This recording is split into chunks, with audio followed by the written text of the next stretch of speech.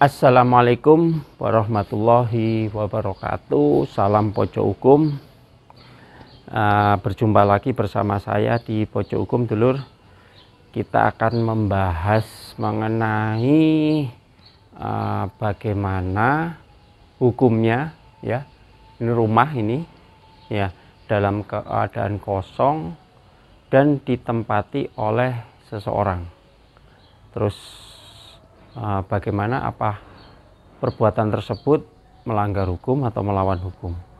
Untuk itu simak videonya. Sebelum simak videonya kita bahas seperti biasanya, tetap dukung, like, comment, share, dan subscribe. Salam Pojok Hukum.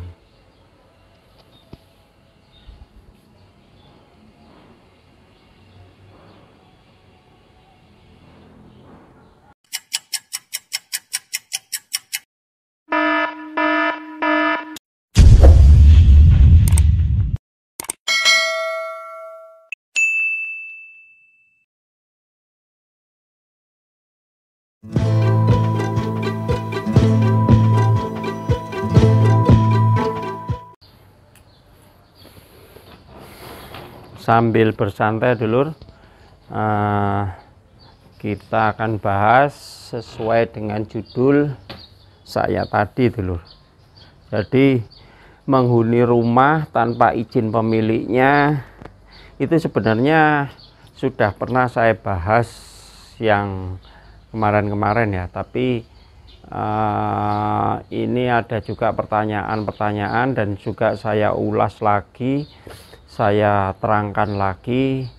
Namun di sisi lain, saya di sini akan membahas juga mengenai tentang dasar-dasar hukum yang lebih spesifik, terutama pada pasal-pasal tentang KUH Perdata, Undang-Undang Hukum Perdata. Ya, mulai dari adanya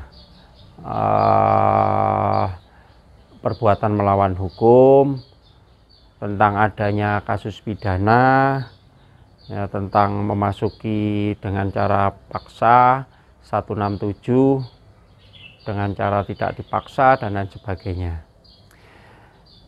Oke, tetap like, comment, share, dan subscribe. Saya akan pertama-tama membahas dasar hukum mengenai kalau menempati hak, ya, yang bukan miliknya itu kan memang melanggar, ya. Memang itu melawan hukum, sudah menyalahi aturan hukum. Tapi lebih jelas lagi terutama pasal 167, di mana pasal 167 ini dalam kitab Undang-Undang Hukum Pidana diatur dan ancamannya bisa 9 bulan, dulur. Dengan ancaman 9 bulan. Ancaman 9 bulan ini biasanya diberikan kepada si pelaku atau si terdakwa atau tervonis itu apabila sudah sah dan meyakinkan. Tapi semuanya kan melalui proses-proses.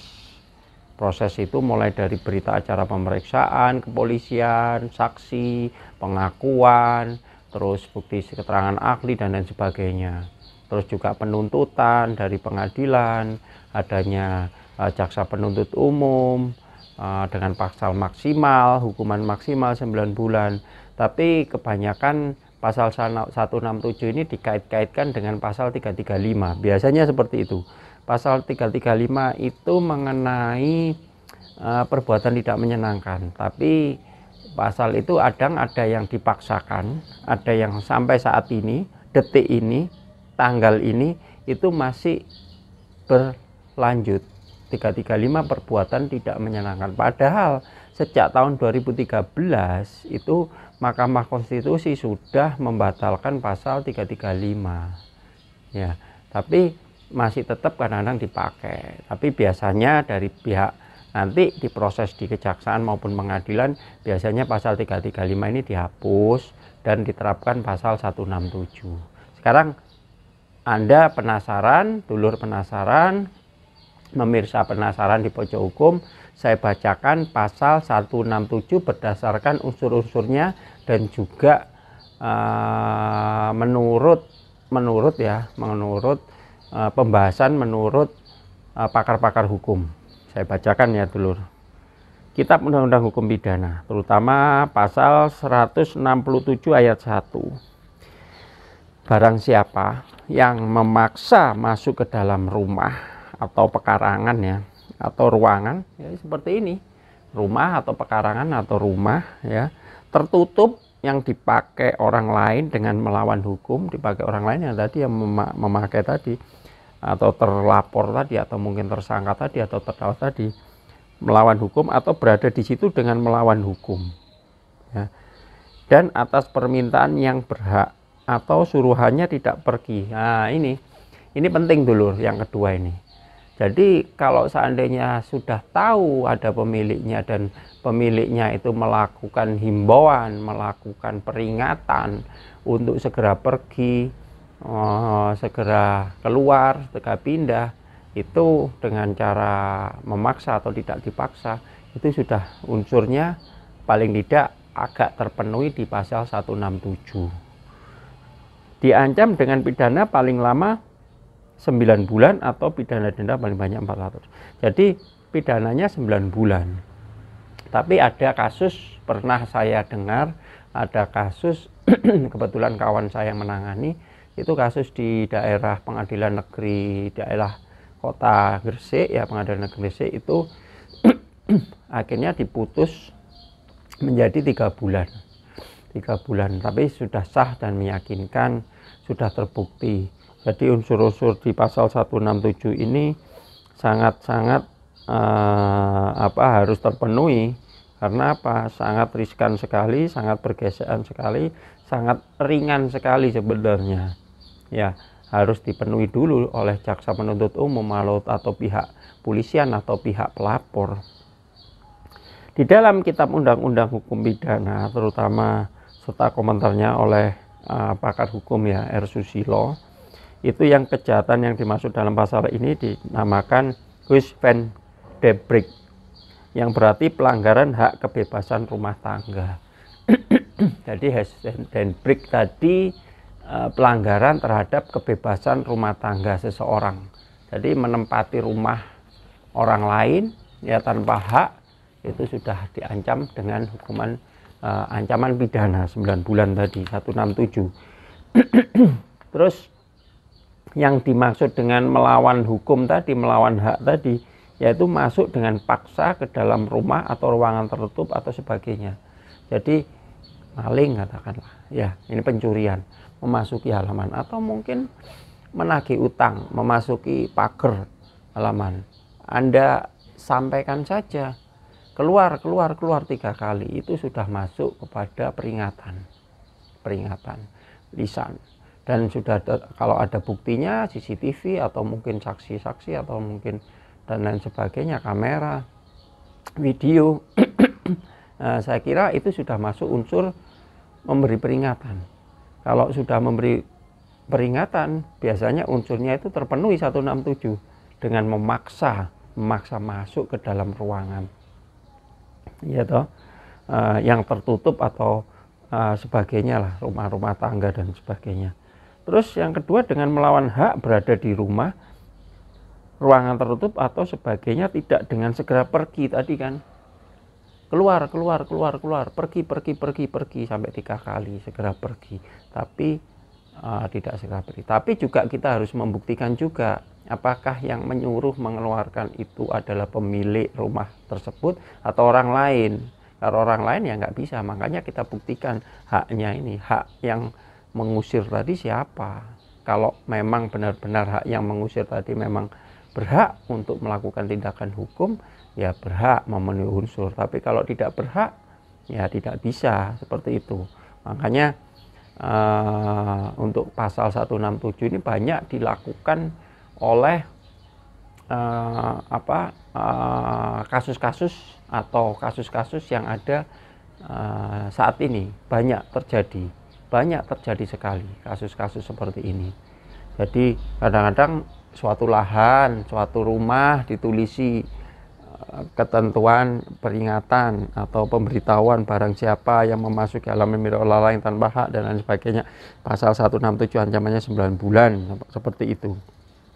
Dan itu plang itu kadang-kadang tulisan peringatan-peringatan itu kadang-kadang ditulis di suatu lahan atau suatu objek itu. Tapi yang menulis ya juga harus mempunyai hak tadi, ya toh, yang memberikan aturan tadi ya orang yang mengingatkan tadi yang punya hak. Terus mengenai susilo tadi mengatakan masuk begitu saja belum berarti masuk dengan cara paksa. Masuk begitu saja bisa jadi tidak paksa, dia masuk gitu aja. Kalau maksudnya paksa itu gimana Pak? Ya merusak kunci, merusak pagar, merusak seng, merusak apa yang kira-kira tertutup, ruangan tertutup, merusak jendela, mencuri dan lain sebagainya. Tapi kalau pasal pencurian kan bukan pasal 167 yang disebutkan.